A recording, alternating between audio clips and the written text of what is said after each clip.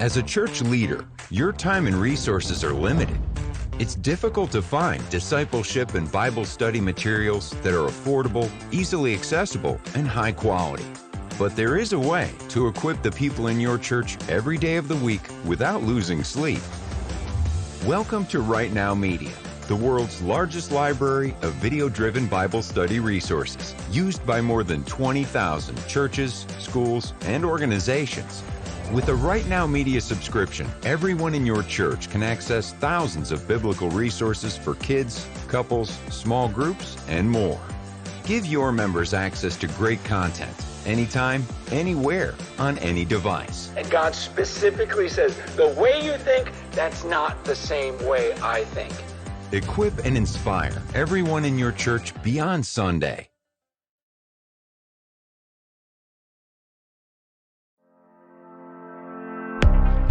Masinya Attorneys Incorporated, a boutique commercial and taxation law firm in Midrand, Johannesburg, South Africa. Strategic lawyers on point with more than 20 years of practice experience. We are professional, capable, and qualified.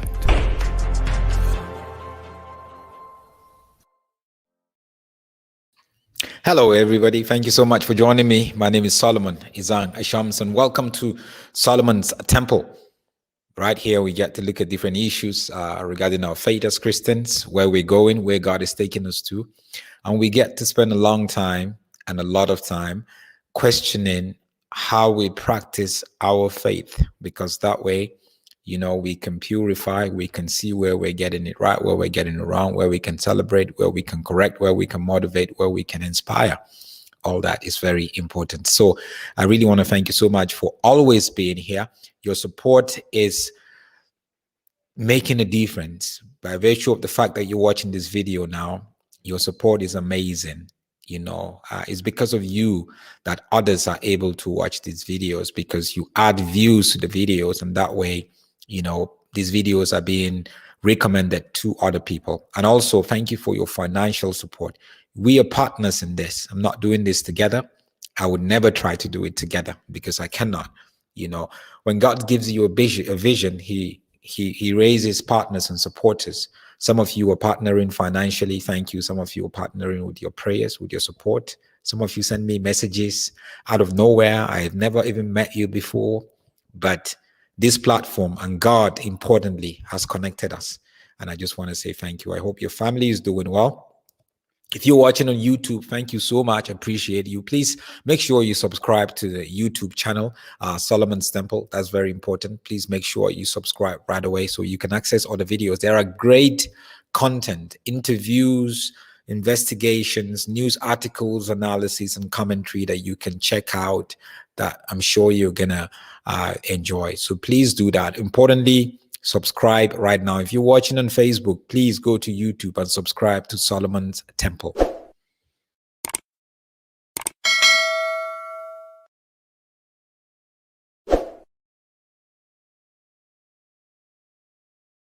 Also, please do not forget to follow me on social media, Solomon Ashams, on Facebook, on Instagram, and also on Twitter, Solomon Ashams. There is a lot that I do on social media that I normally do not talk about it here. I discuss that on social media, not here. So please make sure you check it out. Thank you, Tavis, for being here. Good to have you. You're saying good morning. It's afternoon up here in Johannesburg, South Africa. So I don't know what part of the world that you are. Different geographical zone, isn't it? Time zone. Thank you, Simi. You are here. We are live indeed. Aminata Kamara, thank you. Good to have you here, Amina. Bongani, thank you. Maggie, I see you. Malaya, thank you so much from Great Britain. CJ from Zambia. Joseph from Douala, thank you, brother. You've always been supportive. My sister from Eswatini, and Christine from Kenya. Thank you. Michelle from Boston, in the US. Adelaide, you're also here. From Gauteng, Victoria. Thank you, Vicky from the UK. And Renai is a very diligent, follower and friend. who has been following quite a lot, all the way from Malaysia, following me on Facebook and also right here on YouTube. Thank you, Cameron, all the way from Norway. Wow, great to have you here. Josiah Sibanda saying, Uncle Solomon, you're really doing a great job to the Christianity people abusing the faith. Thank you. Thank you, Philip. Appreciate you. Oh, Tavis, you're in the US, so I might as well. I'm sure that's why you are in the morning. Thank you, Sadiq, Mona Lisa. Afternoon to you also, Sweetie, from Chiswick, West London. From Florida, Flo Kiwi, Pilo. Thank you guys, really appreciate it. Thank you, Jonita, every one of you who is sending in their messages. Butterfly, all the way from Calgary in Canada. So I wanted to just take some time now to talk about, they call him Brother Kenneth Copeland. I'm sure a lot of you guys know Kenneth Copeland. Kenneth Copeland is somebody, a preacher who is in his 80s now, I think. Yeah, he's really lived a long life with his wife, Gloria Copeland, and their children are also involved in the ministry that they do. Their children, their sons-in-law, I'm sure one of them actually pastors a church within the community where they live. And so he runs a ministry called Kenneth Copeland Ministries. He's a trained pilot, but he's been in ministry all this while, but he loves flying. So I'm not here to talk about whether Kenneth Copeland is a false teacher or a true teacher, right? That's not what I'm here to talk about. That would be another conversation on its own, because I know a lot of you guys some of you guys have different views. But what I'm looking at here is just the private jet, his private jet. So now Kenneth Copeland is a multi-millionaire, you know.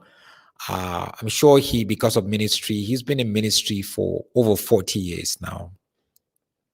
They used to live some sort of a life with his wife that was not just appropriate, and God called them. And God has somehow, even the land that he bought in his, where he lives in the US, they discovered there's oil there. So they definitely made some money there and all that. So they're very, very extremely wealthy, you know, extremely, extremely wealthy. And he has a couple of private jets. I think he has about 3 or 4 different private jets.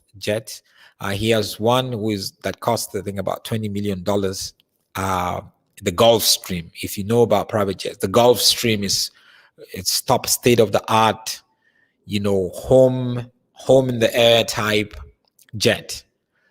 And he has received a lot of criticism for his private jets before. A lot of journalists have investigated him. He said, look, he wants to fly. There's a lot of somehow controversial things that he said about it. But bottom line is, he's very wealthy, has a private jet. He's actually like a spiritual mentor to Bishop David Oyedepo from Nigeria. And these guys are the guys that have been in the game for a long time. Kenneth Copeland himself, he was mentored by Oral Roberts. If you know Oral Roberts University, who was an evangelist also. And his private jet that he uses, him and his family, and for work or for ministry or whatever, they're there. So what happened recently was I came across an article online that was saying that Kenneth Copeland gave his private jet to be used to evacuate 5,000 people from Afghanistan. So we all know Afghanistan and what's been going on in Afghanistan in the last couple of weeks with the Taliban taking over and people leaving the country and not knowing what to expect with the Taliban coming through and all that. And so when I read the article, I knew that was not the original article. I knew there was something more, right? He said he gave his jet to be used to evacuate about 5,000 Christians, right? So When I read that article, the first paragraph type that he gave a jet to help evacuate 5,000 people, right there, I knew something was wrong. I'm a journalist, so I look at things from a very deep eye, and I knew something is a bit untrue there. And then secondly, it went on to say those people who are now criticizing pastors and prophets and men of God with private jets, they began to attack people who are criticizing men of God with private jets, saying that, you know, you have no right to criticize them. Look at what this man is using his jet for and all that, right? So those are the two things that I actually, the third thing that I want to raise is the fact that, are we truthful? Sometimes you get a Christian story and we try to add more to the story just so it will look very good. We do that as Christians sometimes. We hear a story about a ministry. Maybe somebody was healed from a headache. We can go ahead and say he was healed from cancer. These things happen because we want the story to be unbelievable. We want it to be another miracle. We want it to be boom. We love that kind of thing. But you see, God operates in the big boom and in the small. In the little miracles and in the big miracles, that's where God operates. It doesn't really matter. You don't have to add more to a story to make it look good and to make it sound good and to make it look like the church or certain men of God are doing certain things. No. And like I said, we know that Kenneth Copeland has a private jet, right? This is him here. Obviously, he has a private jet and he uses that jet to travel quite a lot, right? This is Kenneth Copeland, in case you guys don't know him. Brother Copeland, they call him. And he has a state-of-the-art jet. If you look at this jet, this is a state-of-the-art jet. This is not your regular jet that people like them Bushiri, fly with, or people like them TB Joshua. No, this is like a Gulfstream, a proper jet. This is the kind of jet that real rich people fly in. Actually, he bought this private jet from Tyler Perry, the movie actor, producer, director, Tyler Perry from, the Madea.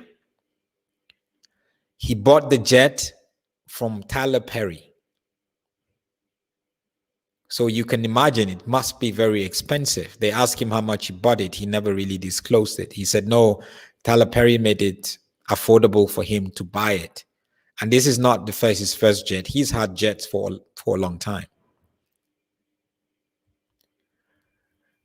So when you have something like this, and then what happened was the whole conversation around him releasing the jet to be used in Afghanistan to evacuate about 5,000 Christians.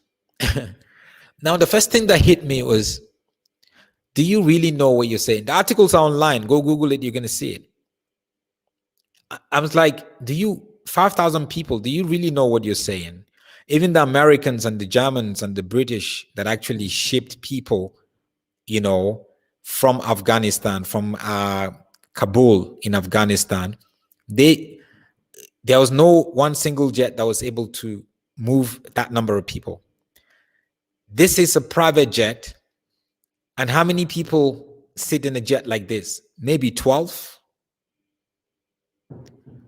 So you can imagine, you're saying he used his jet to evacuate. He gave his jet to be used free of charge to evacuate people from Afghanistan. And obviously people would feel sympathetic and people would applaud him because it's Afghanistan, and we've seen pictures of what has been going on in Afghanistan since the Taliban came into the city capital.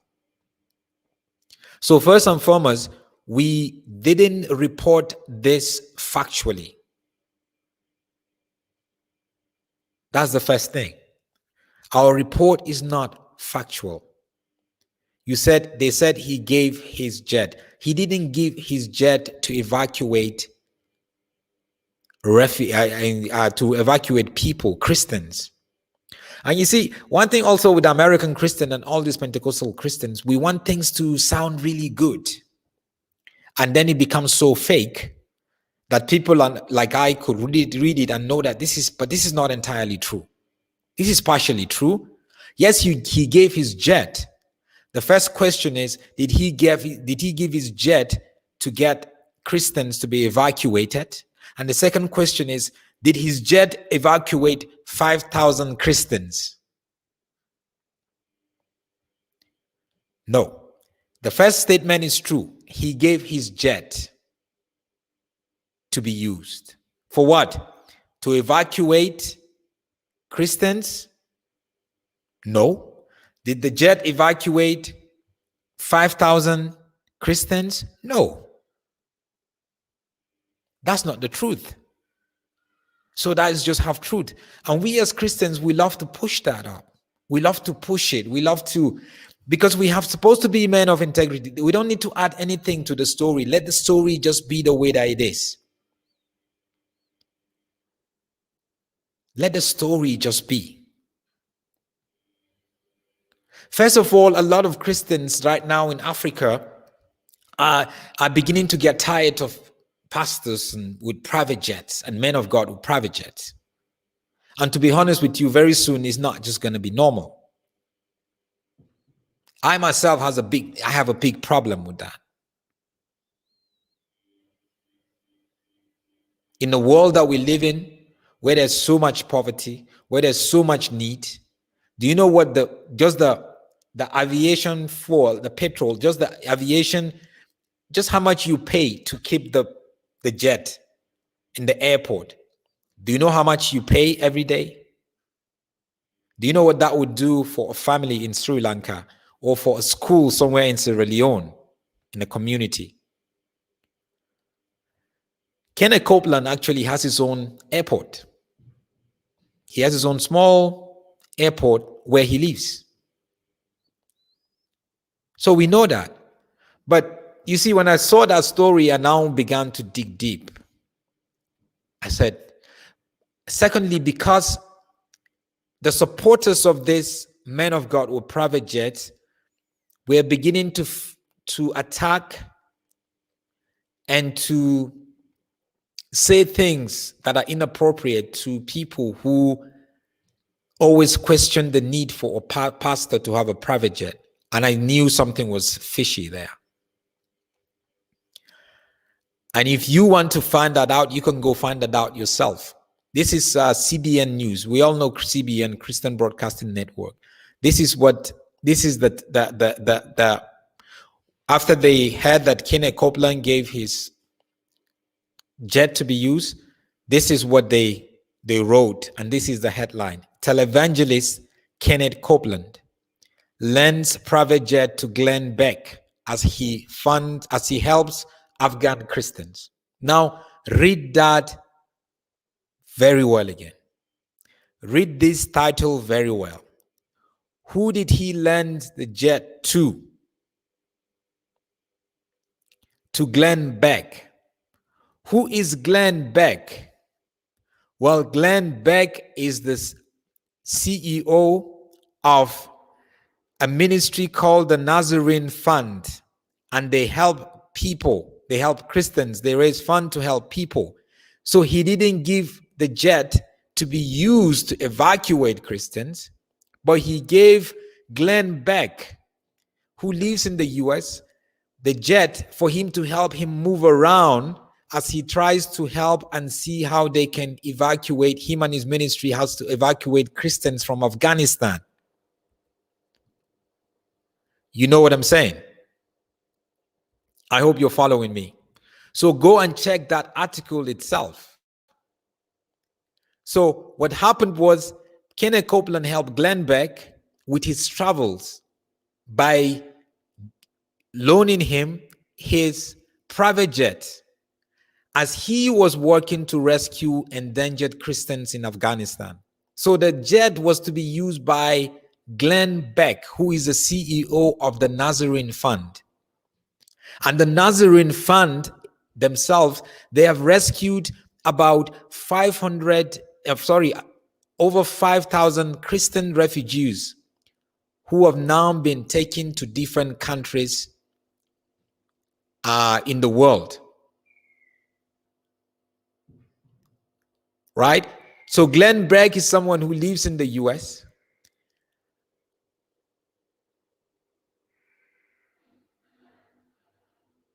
And he used his own money. Glenn Beck, he is part of the Nazarene Fund. Sorry, I said CEO, not directly, but he is part of the Nazarene Fund, and he funded himself. And he even has Glenn Beck wrote on his Twitter page that he wants to thank the Nazarene Fund and their partners who have rescued about 5,000 refugees from Afghanistan in just the last few days. And they raised a lot of money also for them. And he also thanked Kenneth Copeland Ministries for lending us their private jet to get us over here. So they use the private jet to go to Afghanistan or to move around the Middle East, not to evacuate Christians or refugees. Please.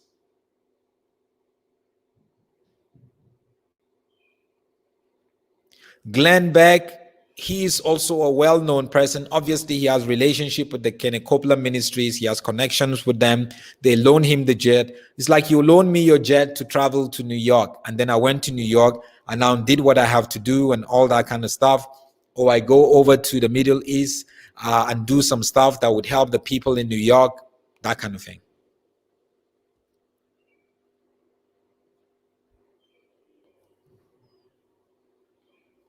You can see it there. If you read this headline, this is the truthful headline here. Where is it again? Just so you can see it extremely clear.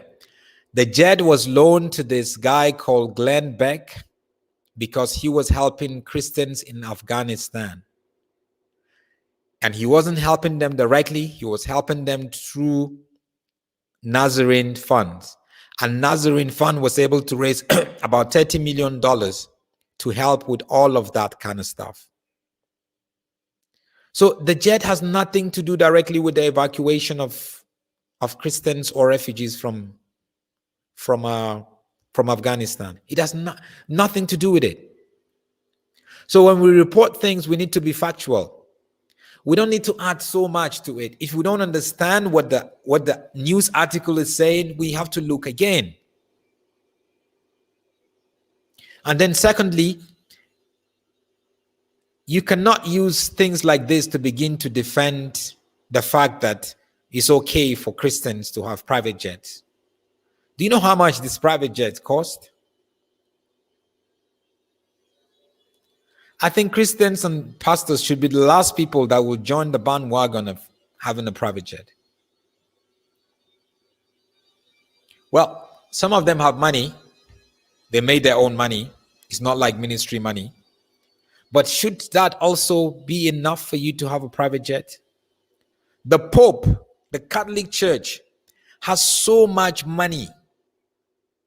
They are richer than any other church you can think of. They are richer than any church you can think of. And guess what? The Pope or the Catholic Church don't have a private jet. When the Pope wants to fly and travel, he uses Alitalia. Alitalia is the state-owned airline of Italy. It's like using South African Airways or using Delta in the US or using British Airways or Nigerian Airways, if there's anything like Nigerian Airways, to fly. The Pope does not. They don't. Let's even go to the UK. The Queen does not own a private jet. She flies British Airways. The royal family, in spite of their money, they fly using British Airways. because they are trying to be good examples in that regard.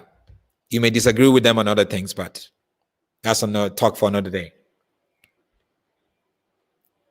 But it is us, the Pentecostal church, who brought all this mindset. You think people like them, John Knox, the Reformer, John Calvin, or the Smith Wigglesworth, or people like John Wesley, you think they would have done the same thing if they were here today? Don't you think they will be ashamed looking at us right now with all the needs that we have in the world? The needs of the people must come before luxury. As Christians, that's what we're called for. The needs must come before luxury. And I'm not saying you shouldn't live a good life or whatever. No. But there's a certain level of luxury that you have to step back and really ask yourself, is this really worth it to put in millions, get in the jet, when these millions I know can change lives, can build hospitals? Now, I know they put their money in other communities and help, maybe in hospitals, education and all. I know they do that. It's fine. But is that enough? The fact is not that you're helping, but the fact is you took 20 million, 15 million, 10 million, $5 million and bought a private jet. A private jet that you will be paying every year. You will pay hundreds of millions just by fact that you are an owner of it. From the aviation fuel that you put into charges at the airport, any airport you land, you pay. Where the hangar where you're keeping it, you pay. It's a lot of money. It's a lot of money.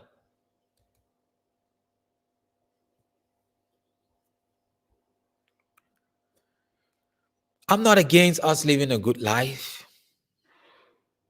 No, having a beautiful home, having a good car. But you see, all those are less expensive. But when you move to owning a private jet, that's another level. Those are millions we're talking about. You don't just buy it and then you stop paying. No, you buy it and then you keep paying. Like I said, you keep paying different taxes and duties every year. And that money, you don't want to know how much. It's expensive. It's expensive to own a private jet. The richest man in South Africa doesn't even own the richest black man that is in South Africa doesn't own a private jet. Patrice Motsepe. He's a billionaire. And then you ask yourself why. And then we have a community of people, especially from Nigeria and South Africa, who are pushing the fact that, especially Nigerians, the fact that, no, this guy, you see why it's important to own a private jet. You have this kind of crisis in Afghanistan. You can send in your jet. You can help people, evacuate people. He didn't send his jet to evacuate no people. It was Glenn Beck that was given the plane to use. Maybe him and a few people were in the jet. Not refugees. Don't paint that like, that's why you see there's actually no mainstream media that actually took that story, because they know the truth. And some of us, we keep sharing these things all over. We keep sharing this thing all over. We don't check our facts. We keep sharing it, the fact that you even use it to justify that it's okay for churches or for what do you call it? For individuals, pastors, prophets to own private jets. You even took it that far.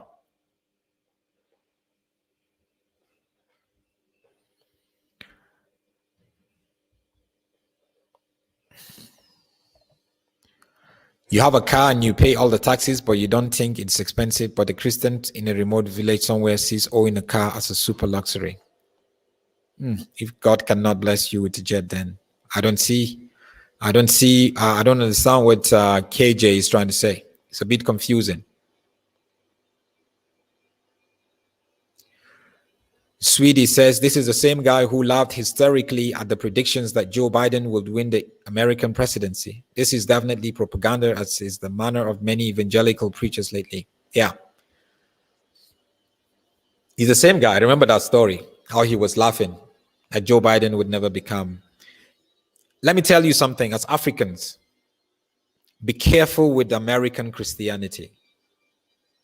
As Africans, American Christianity, American evangelical Christianity, American Pentecostal Christianity, there's a lot there that is damaging.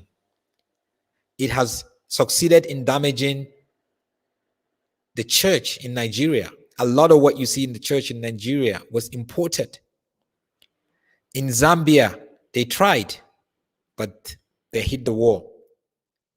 In Uganda, you go, you see the same thing. In Kenya, all this import of American way of commercialization of the faith.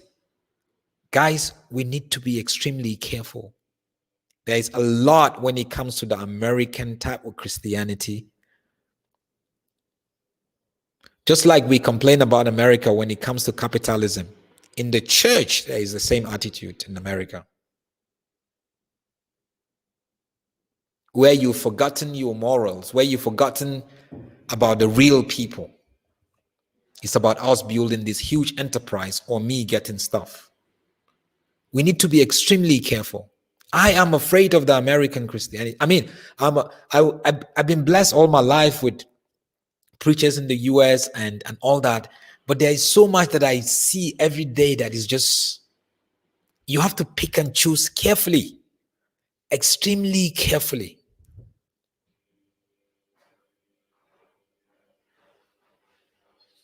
You don't just because you see them on TV or you see them wearing nice clothes or you see them online or you see a lot of people in their churches, then you think God is there or you think everything there is fine, then you take everything. No, be careful, guys. Filter everything you hear.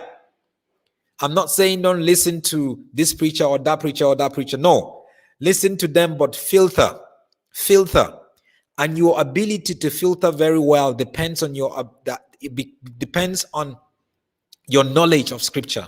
That's why it's important for you to know scripture, because that would enhance your ability to filter.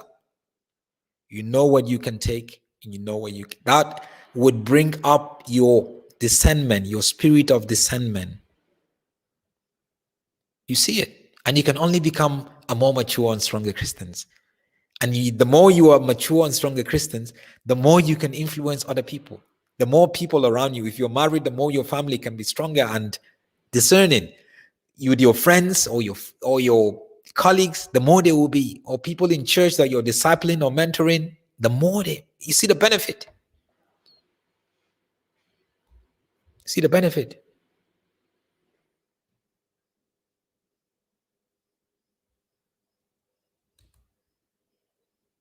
There's a benefit.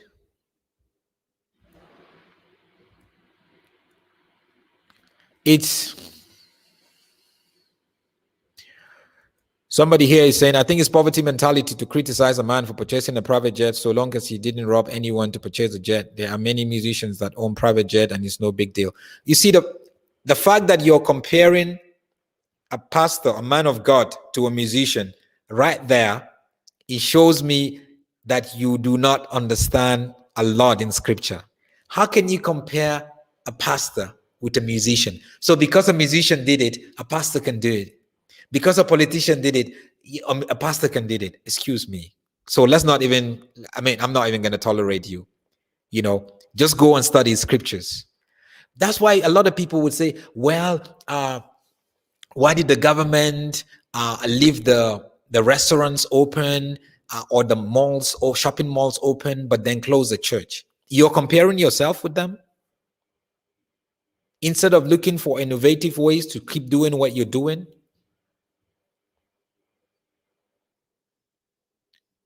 These people pay tax. Do you pay tax?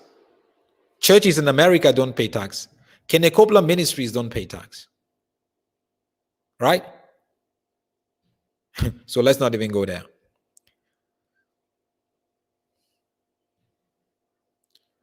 Kingsley said, who told these criminals that God blesses with private jet?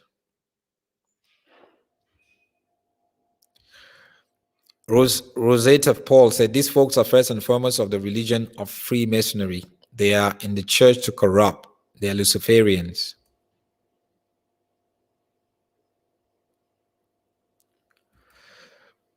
That's why we are at course. We look over the fence and desire what the world has. Exactly.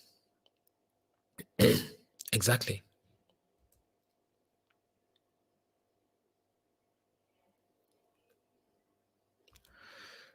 See, Adagun says that is called prosperity gospel, not American. I'm not saying American. That's why I zoom into evangelical, and I didn't say every part of it and say that there's a part of it. So the prosperity gospel falls under a part of it that I'm talking about. So you're right. But I'm not just going to say it's just the prosperity gospel.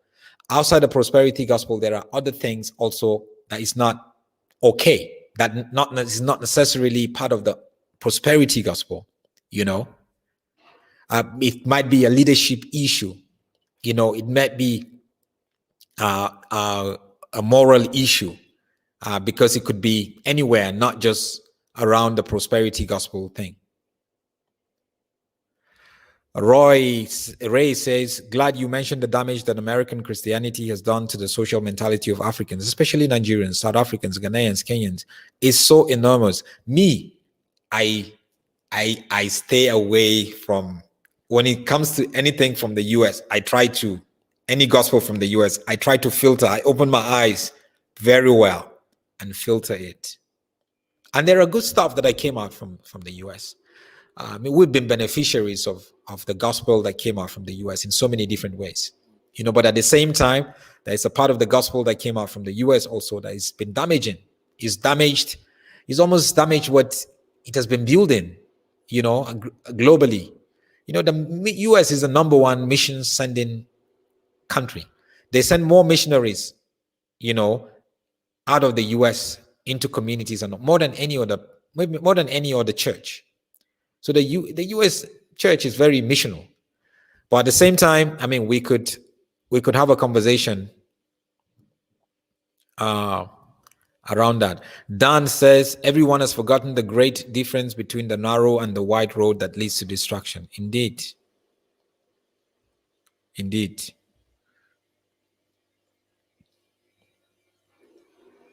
Jonita Rodriguez said, you better search the scriptures for yourself, because if you don't, you'll surely be lost. True. Bonnet says, a musician earns its own money. A pastor depends on tithes and offering, and maybe gifts. I've seen people that would sign a $1 million check and give it to a pastor. Not necessarily to the ministry, but they give it to a pastor. So is that supposed to mean the pastor can use it and do whatever he wants to do? Without the ministry, he would never get that gift. Without being a pastor, you would never get, nobody would just come out and give you $1 million check. Christine, who is in Kenya, says, the sentiment is actually lacking in Africa due to greed and wishful thinking. I cry for Africa. Indeed. Jojo says, what does it profit anyone to gain the whole world but lose their soul?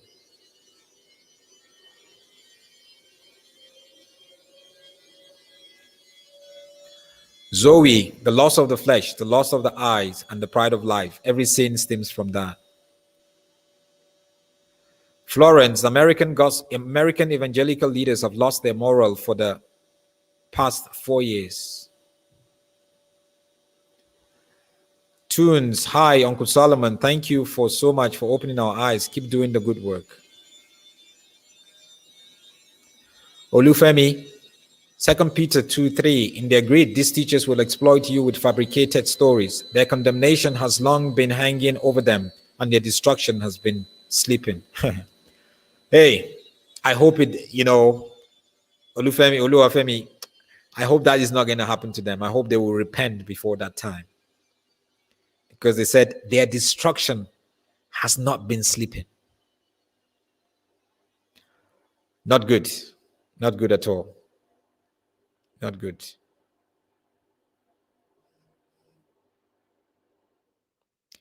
If our Lord Jesus or the early apostles were alive today, would they be collecting jets and luxury cars? Grace's channel. The maintenance for a private jet itself costs a lot of people. You really don't want to know. Do you know the money that you spend in maintaining a jet, private jet, in a year? Do you know the kind of beautiful house that money will buy for you? Do you know the kind of beautiful house? Do you know how many schools? There are some villages in Africa where they go to school. If you go and see how dilapidated the school is, the last time they maintained that school or built the school was 12 or 15 years ago. They sit on the floor, on stones, outside under a tree. You think as a Christian, if God makes me a multimillionaire or billionaire now, you think that would not be my first port of call? If they are even doing like other rich people, I mean, you can disagree with Bill Gates all that you want, but fact is this guy put millions into fighting malaria, millions into helping, infant mortality rate. I mean, you can disagree with him all that you want. So with somebody who is putting hundreds of millions into doing what they're doing, and they owe a private jet, I'm not going to see, I mean, he's a businessman. I'm not going to see, I don't see reason why it's not morally okay. But what are you doing? He's putting most of his money, remember now, putting almost most of his money into this, into making the world a better place. Whether he has an agenda, whether he has no agenda, well, God is on the throne and God will reveal that to us, and God will not let evil to prosper if he has an agenda. But we Christians, the guy is not even a Christian. His wife is kind of like a Christian. She went to a Catholic school and all that. But we Christians should be the one leading and showing examples. But when we get money, see, Adegun is saying they preach Trumpism in the US. Exactly. Trump has become like a high priest. Anyway, let's not even go there. Let's not go there. Anyway, guys, let me leave you. I think I'm going on and on. But most importantly is for us to ask ourselves, when God gives us resources, how are we going to use the resources that he's given us? A lot of you guys partners with Copeland'S Temple. There's a lady that sends me 200 Rand every month. 200 Rand every month. Religiously. 200 Rand. Which is what? 200 Rand is like $14. And you don't know how I so appreciate her diligence, how I pray for her.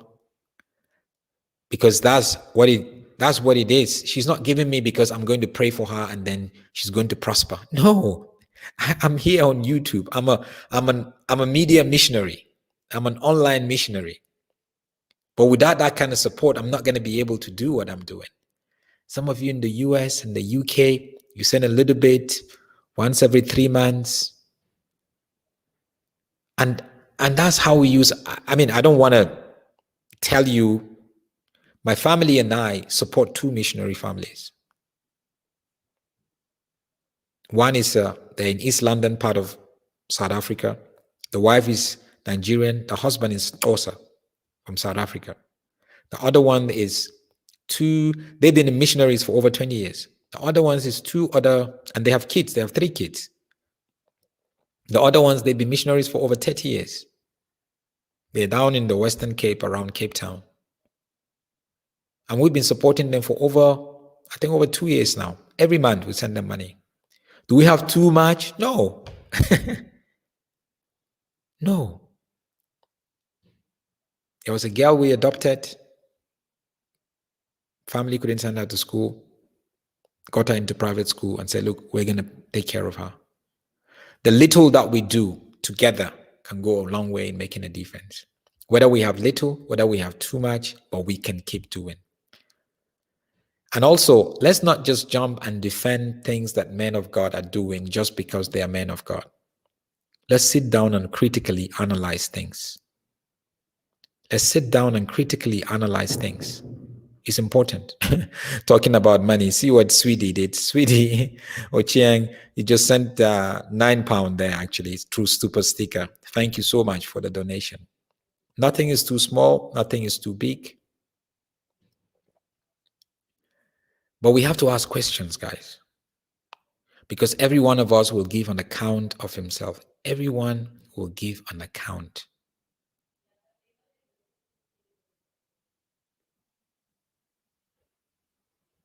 I was a multi-millionaire.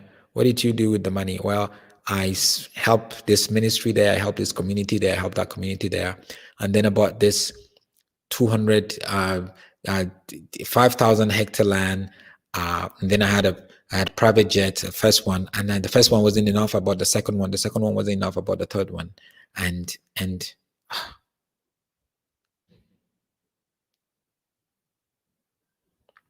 it's something totally you keep asking yourself. But God would help us. We learn every single day. So thank you, guys. I really appreciate each and every one of you. If you are a pastor and you are around Johannesburg, Pretoria, or around the area, or you know a pastor that needs some sort of training, I'm going to play a video for a workshop that is coming soon. And the workshop is, if you call that number or if you send an email to, it's organized by an NGO called Joy Bringers. They do a lot of leadership training, helping pastors and to be able to function better and all that. Please send an email to this email address, info@joybringers.co.za, or when I play the video, there's going to be a number. Call the number, find out more about the workshop, and they will give you more info, and please register. There's so much that we can do where you can see church in a totally different way and enjoy being a pastor, enjoy being a church leader. Thank you so much. As I play you this video, please don't forget to subscribe right away to Solomon's Temple. Appreciate you, and God bless you. Hi, my name is Reju, Dr. Reju. I'm a workplace effectiveness strategist, and I consult for churches because I have a passion for pastors. I have a burden for pastors because of my belief in the tremendous amount of influence that they can have in society. But over the years, the global church, we've focused on only what happens within the four walls of our buildings. We've reduced the definition of church to a building, which we know is not accurate. But the purpose of this conference, this workshop, is to give us a wider kind of horizon, to widen our horizon, to look at the church through a truly biblical prism, to expose pastors to gain an insight into the biblical definition of church so that we can express that full definition and become that externally focused church. A friend of mine once said, "Where is the church on a Sunday after the parking lot is empty?" That is what this workshop is all about. Call Joy Bringers on the numbers on your screen. See you then.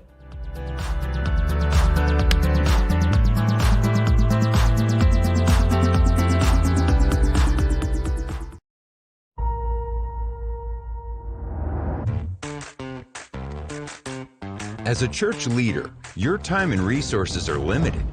It's difficult to find discipleship and Bible study materials that are affordable, easily accessible, and high quality. But there is a way to equip the people in your church every day of the week without losing sleep.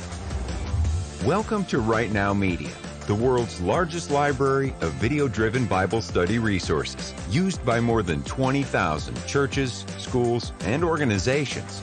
With a Right Now Media subscription, everyone in your church can access thousands of biblical resources for kids, couples, small groups, and more. Give your members access to great content, anytime, anywhere, on any device. And God specifically says, the way you think, that's not the same way I think. Equip and inspire everyone in your church beyond Sunday.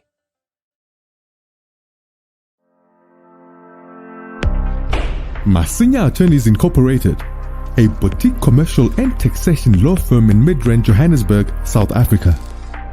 Strategic lawyers on point with more than 20 years of practice experience. We are professional, capable, and qualified.